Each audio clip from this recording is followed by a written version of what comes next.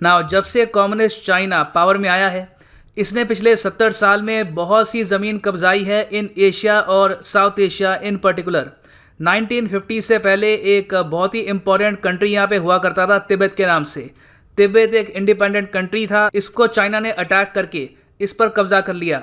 Unfortunately उस वक्त India ने इसका ऑब्जेक्शन किया नहीं, ये इंडिया का एक मैसिव ब्लंडर था। फिर तिब्बत के ऑक्यूपेशन के कुछ ही साल बाद इन 1962 चाइना ने अटैक कर दिया इंडिया को और लद्दाख का जो ये रीजन है अक्साई चिन का, ये कब्जा लिया। और चाइना फिर यहाँ पर भी नहीं रुका, उसके एक साल बाद 1962 के एक साल बाद इन 1963 चाइना ने पाकिस्तान पर प्रेशर डाला, काफ़ी प्रोमिसेस किए कि हम यहाँ पर मिलिट्री एंगेजमेंट बढ़ाएंगे, हम एलाइज होंगे अगेंस्ट इंडिया।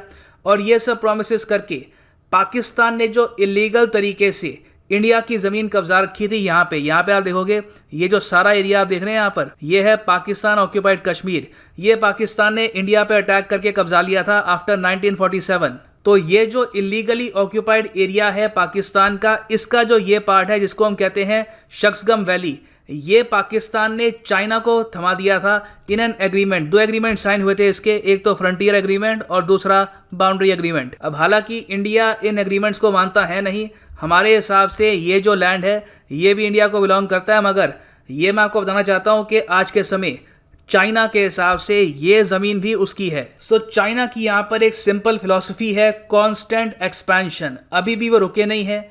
ये लोग क्लेम करते हैं अरुणाचल प्रदेश को, ताइवान को, साउथ चाइना सी को, कॉन्स्टेंटली अपनी बाउंड्रीज को ये एक्सपैंड कर रहे हैं और बाकी कंट्रीज़ की जो ज़मीन है इसको एनक्रोच कर रहे हैं। इसमें देखिए एक लेटेस्ट एडिशन हुआ है नेपाल का।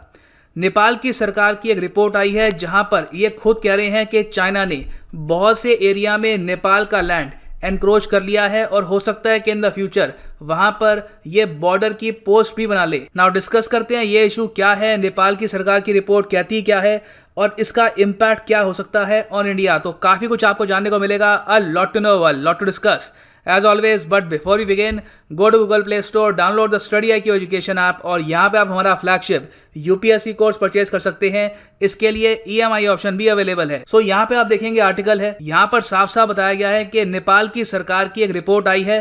प्राइमरली इनका जो सर्वे डिपार्टमेंट है under the agriculture ministry of Nepal, इनकी एक रिपोर्ट सामने आई है जहाँ पर ये कह रहे हैं कि करीब 10 एरियाज हैं जहाँ पर चाइना ने नेपाल की ज़मीन एनक्रोच कर ली है और वहां पर कब्जा कर लिया है। ओवरऑल जो ये एरिया है ये करीब 33 हेक्टेयर का है। और देखो सबसे अजीब बात यहाँ पर यह है कि नेपाल की जो मिनिस्ट्री है वही यहाँ पर ओपनली कह रही है कि हमारी ज़मीन कब्जाई गई है। नेपाल में जो अपोजिशन पार्टी है नेपाली कांग्रेस, उनके जो लीडर्स हैं वो क्वेश्चन कर रहे हैं रूलिंग गवर्नमेंट को कि आप इस इशू पर कुछ बोलते क्यों नहीं है कि चाइना ने यहाँ पर नेपाल की जो ज़मीन है ये एनक्रोच कर ली है। मगर जो करंट नेपाली गवर्नमेंट है अंडर प्राइम मिनिस्टर ओली, वो बिल्कुल इस इशू पर कोई भी कमेंट नहीं कर रही। ऑलमोस्ट इसको बिल्कुल इग्नोर किया जा रहा है और इनका सारा फोकस है on India. Even though Nepal की सरकार की रिपोर्ट ये कहती है कि ना सिर्फ चाइना ने यहाँ पर ज़मीन कब्जाई है, नेपाल के आसपास जो बहुत सारी ज़मीन है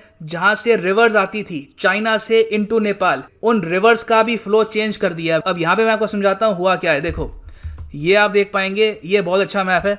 यहाँ पर है Tibet, occupied Tibet under China, ये है यहाँ पर नेपाल और ये है इंडिया। अब चाइना से बहुत सी नदियाँ शुरू होती है जो नेपाल के थ्रू इंडिया में आती हैं। फॉर एग्जाम्पल घाघरा और कोसी तो इसका प्राइम एग्जाम्पल है। इन सब के अलावा भी बहुत सारी छोटी नदियां हैं जो चाइना से शुरू होती है और यहाँ पर जो भी ग्लेशियर्स हैं जब ये पिघलते हैं तो ये पानी नेपाल के जो हिली रीजन है यहाँ तक आता है। तो सिंस चाइना ने नेपाल के आसपास की जो बॉर्डर है वहाँ पर थोड़ा थोड़ा लैंड अब एनक्रोच करना स्टार्ट कर दिया है। तो चाइना यहाँ पर लैंड एनक्रोच करके बस बैठ नहीं गया, ये लोग यहाँ पर सड़कें बना रहे हैं। इनका ऑब्जेक्टिव ये है कि जितना डीप, जितना क्लोज नेपाल की बॉर्डर के ये आ पाएँ उतना आने की ये कोशिश कर रहे हैं। और सड़कें बनाने का जो प्रोसेस है उस बीच बहुत सारी जो नदियां थी जो नेपाली फार्मर्स को पानी प्रोवाइड करती थी, उनका फ्लो मोड़ दिया गया है। अब वो नेपाल को नहीं, वापस चाइना के वेरियस जो गांव हैं, जो यहाँ पे सेटलमेंट्स है, उसको पानी प्रोवाइड कर रही है। ये बाय द वे नेपाल की सरकार की रिपोर्ट कहती है। आगे इस रिपोर्ट में ये भी लिखा है कि हाई पॉसिबिलिटी है कि इन द फ्यूचर चाइना यहाँ पर जो कब्जाया हुआ एरिया है यहाँ पर बॉर्डर ऑब्जर्वेशन पोस्ट भी बना ले, मतलब कि मिलिट्री भी यहाँ पर डिप्लॉय हो जाएगी और उसके बाद चाइना यहाँ से पीछे हटने वाला नहीं है। अब आपके माइंड में क्वेश्चन आएगा कि नेपाल में इतना कुछ हो रहा है, इनके यहाँ मीडिया नहीं, इनके यहाँ क्वेश्चन नहीं किया जा रहा अपनी सरकार को कि आपकी इतनी सारी ज़मीन एनक्रोच हो गई, इंडिया के साथ जो भी इशू है वो तो आप कह रहे हैं कि काफ़ी पुराना इशू है, वो ज़मीन हम वापस लेंगे, मगर अभी के लिए जो आपके पास ज़मीन है वो एनक्रोच हो रही है, उसको लेकर नेपाली मीडिया कुछ कह नहीं रहा। वेल देखिए, नेपाल में भी कुछ मीडिया हाउसेस हैं जो काफ़ी फ्री हैं, काफ़ी ब्रेव हैं और अपनी गवर्नमेंट को क्वेश्चन कर रहे हैं। फॉर एग्जाम्पल यहाँ पे आप देखेंगे द हिमालयन टाइम्स का आर्टिकल है। The Himalayan times Kathmandu based एक न्यूज़पेपर है, ये ओपनली ये आर्टिकल यहाँ पे पब्लिश कर रहे हैं। What does the prime minister have to say about encroachment by China.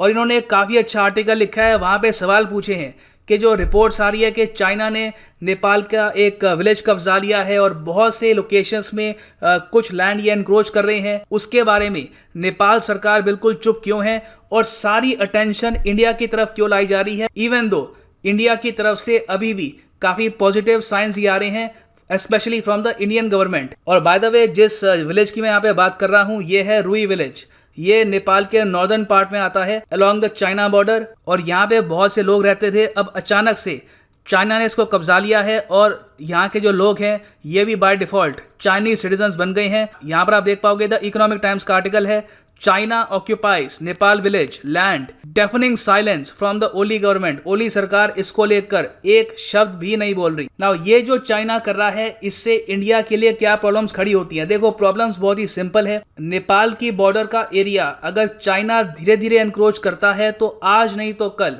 ये इंडिया के लिए एक मैसिव प्रॉब्लम बन जाएगी। क्योंकि आप सोच कर देखिए, अभी के लिए तो नेपाल में केपी ओली की सरकार है, कल को जब ये सरकार चेंज होगी और ये एक न्यूट्रल सरकार होगी तो उस वक्त हाई पॉसिबिलिटी है कि चाइना बस यहाँ पर बहुत सारा एरिया, कई स्क्वायर किलोमीटर्स का जो एरिया है ये एनक्रोच करके कब्जा ले और उसके लिए तैयारी इन्होंने प्रॉपरली कर ली है। जैसे ही चाइनीज़ रोड्स बिल्कुल नेपाल बॉर्डर तक पहुँच जाएगी तो उसके बाद चाइनीज़ आर्मी कभी भी चाहे तो एक क्विक कैप्चर कर सकते हैं नेपाली टेरिटरी का इन द फ्यूचर, जिस तरीके से रशिया ने टेरिटरी कैप्चर करी थी यूक्रेन की, प्राइमरली क्राइमिया। और देखो अगर चाइना इस एरिया के आसपास ये जो रीजन है यहाँ पर काफ़ी एनक्रोचमेंट कर लेता है तो इससे एक ह्यूज सिक्योरिटी थ्रेट खड़ा होता है for India, primarily near the Uttarakhand China border. So अभी के लिए इंडिया कर क्या सकता है? देखिए, हमें यहाँ पर ये बात समझनी होगी कि नेपाल की जो करंट गवर्नमेंट है सिर्फ यही इंडिया के अगेंस्ट है।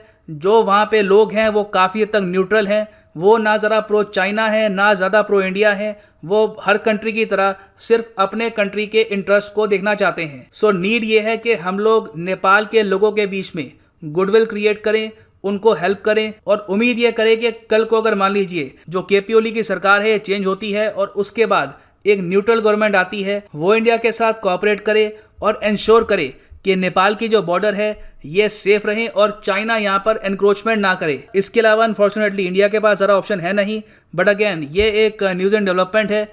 इस इशू को लेकर कोई और डेवलपमेंट होती है, कुछ यहाँ पर न्यूज़ स्टेटमेंट्स आती है फ्रॉम चाइना या फिर नेपाल, उस पर मैं अपडेटेड वीडियोस ले आऊँगा। For the time being this is the end of this video. Thanks for listening and as always God bless you all.